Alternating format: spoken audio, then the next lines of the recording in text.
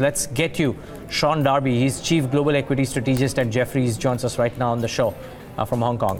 Good having you, Sean. Thanks so much for joining in. I looked at a report that came in from you guys, and you mentioned, I think you particularly mentioned that America will see a boom during the course of the year. My question to you be, what happens during the course of the very near term with all the uncertainties that we have, including the Fed meeting? It's been a very strange sort of 14 weeks. We had enormous political eruptions through Russia, even with rapprochement with North Korea. We've had, of course, big sea changes in the trade negotiations. We've just recently come through a sea change in the leadership in China. Ironically, last week, investors put in their highest amount into global equities, near 43 billion, and extracted that from money market funds. So appetite is actually quite appealing in terms of the way that people are viewing risky assets. In that sense, I don't think necessarily the growth story is over. And as I said, as you mentioned about the view on global capex, this theme is starting now to move out, not just move outside of the United States and move through Europe and Japan. So in that context, investors have a much wider breadth of stocks to invest in. And I think secondly, we've seen some of the worst of the US long bond sell-off. We've still got 2-year bond yield selling off, but the most dramatic impact for equities always comes from the long end of bond markets, and that 3% ceiling on the 10-year has actually been quite hard for the 10-year yields to break through. So in that sense, risk appetite has been reasonably good, and I think for the next week, once we have the finish of the FOMC meeting on Tuesday, equities will probably still try to advance further. Sean, we've had this scenario wherein yields have already gone up. Now, what happens now if rates play catch up in a meaningful way with the yields? We've already seen the bitter end of the stick with the yields moving up. Will rates move up cause further havoc in bond markets, in equity markets?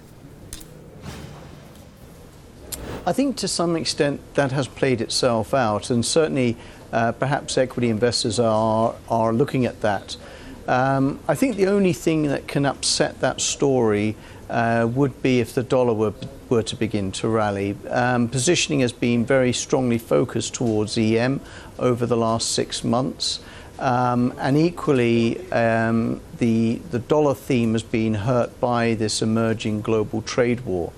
But if the dollar were to stage a sharp rally in the context of perhaps a much more hawkish Fed, or and sentiment were to turn towards more tightening in 2019, then that's faster than envisaged, that would possibly be the worst scenario for equities. So at the moment, we're still moving us through a sort of Goldilocks environment. Rates have been, to some extent, fully priced in the short end. The dollar's remained weak, and global economic activity indicators have remained in expansion mode. So a relatively good environment for equity investors. What about the two big elephants in the room? One is valuations and the way they stack up, and two, oil, which is probably a big variable and no longer at the levels that it used to be at about a year ago. So in terms of the crude oil price, there's been a very, very strong relationship with the dollar, and perhaps the bottoming out in the dollar has given less of a underwriting to the oil price over the last 3 months. But if you look back from September last year, the biggest sea change to the oil price was a weakness in the dollar and huge imports of crude oil into China. I don't think necessarily the commodity story is over. If you look back over the last quarter, the commodity indices have seen extraordinarily good breadth. I think outside of natural gas and food, the bulk of the commodity complex has actually increased. And I think also, provided global growth is strong, I don't necessarily think there's going to be a serious relapse in the crude oil price over the next 6 to 12 months. Okay, my final question, Sean. What about this increased rhetoric on trade wars and the impact thereof?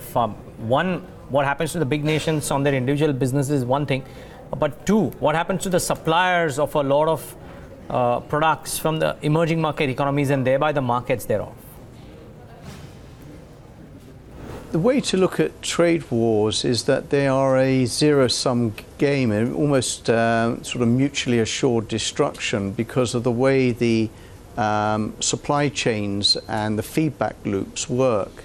So in the first instance, a trade war will of course increase some of the domestic costs in a country. The second is that it can also deter foreign direct investment into that country as countries sort of make capital flows more restrictive. And in that sense, the capital flow story is much more of a virus for financial markets because these patterns of money movements have been very long-standing in some cases. For example, financing the US Treasury positions, the financing of the US Treasury deficits. This is a much more complex game, and I think the more you go down a trade war, whilst there's a direct impact on GDP, perhaps for the financial markets, it's the changes in liquidity that become much more of a headwind for asset prices.